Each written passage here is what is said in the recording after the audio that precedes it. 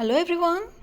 In this video we are going to discuss about the anemia that is also known as iron deficiency. Anemia को हम iron deficiency भी कहते हैं, जिसमें हम कहते हैं कि आयरन की कमी हो गई है. ओके सो अगर हम डेफिनेशन देखें एनीमिया की, so anaemia is a condition in which number of red blood cells और the amount of haemoglobin in the blood is less than normal. क्या होता है एनीमिया? एनीमिया वो कंडीशन है जिसमें number of red blood cells जो है वो कम हो जाते हैं. आरबीसी काउंट जो है ब्लड में कम हो जाता है, और आरबीसी कम होगा तो obvious the amount of haemoglobin is also less. Haemoglobin की भी कमी होगी in the blood than the normal, जो नॉर्मल होना चाहिए. ओके उससे कम जो है haemoglobin and red blood cell count पाया जाता है. तो उस कंडीशन को हम क्या बोलते हैं? एनीमिया कहते हैं.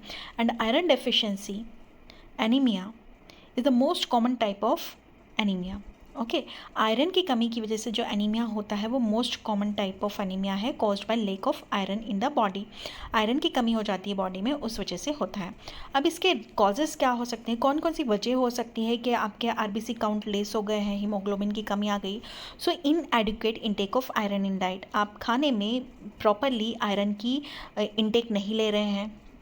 ओके हरी सब्जियां नहीं खा रहे हैं. ओके देन आयरन का कोई डाइट में कोई इन्वॉल्वमेंट नहीं है, आप ऐसा खाना खा रहे हैं. ओके सो आपको फल और हरी सब्जियां खाना चाहिए फॉर प्रॉपर आयरन.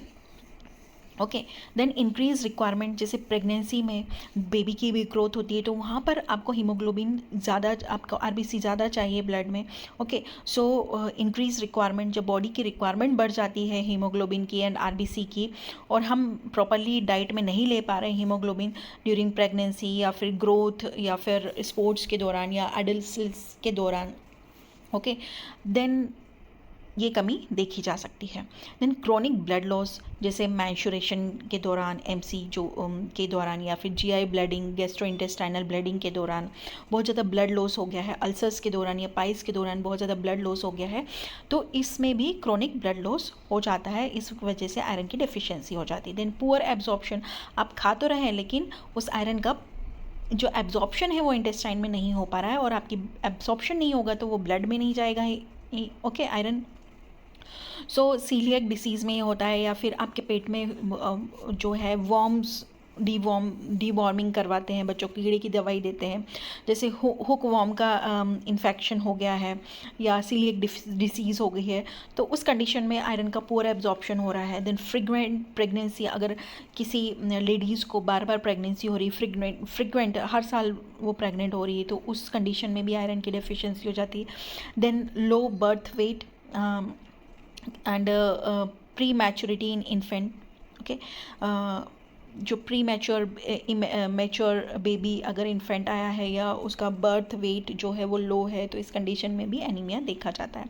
सिम्टम्स क्या है एनीमिया के? कैसे आपको पता चलेगा कि आयरन की कमी हो सकती है? तो सबसे पहले फटिग एंड वीकनेस, आपको थकान हो सकती है, एंड पेल स्किन, आपकी स्किन जो है वो येलो दिखाई देगी, जैसे रेडिश या पिंकिश जो दिखाई देनी चाहिए थी. आपकी जो आँखों की जो वाइट एरिया है वो भी पेल थोड़ा येलोइश या फिर समथिंग ऐसा दिखाई देगा. ओके कंजक्टिवा जो रहता है. देन शॉर्टनेस ऑफ ब्रेथ, आपकी ब्रीदिंग जो है वो शॉर्ट हो जाएगी, जल्दी जल्दी आप सांस लेंगे.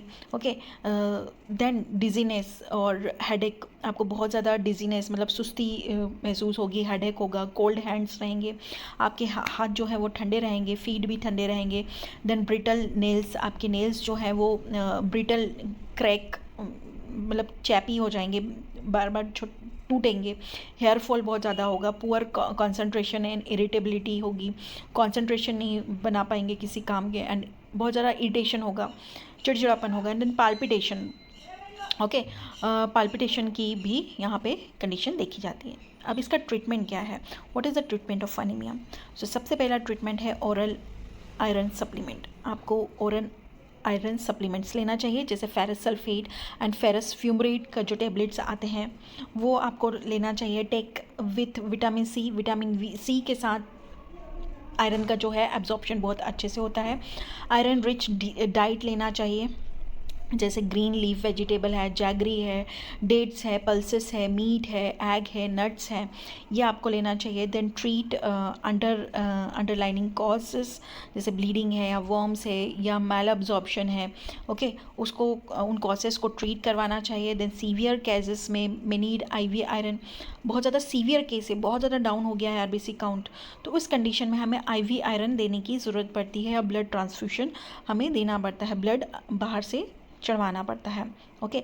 देन रेगुलर फॉलोअप लेना चाहिए, ब्लड टेस्ट करवाते रहना चाहिए हमें हर 3 महीने 6 महीने में कि हमारे RBC काउंट कम तो नहीं हुए हैं, okay.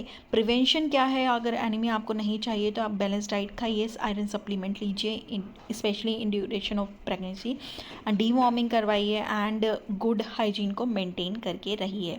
So it is a short information about anaemia. Thank you very much.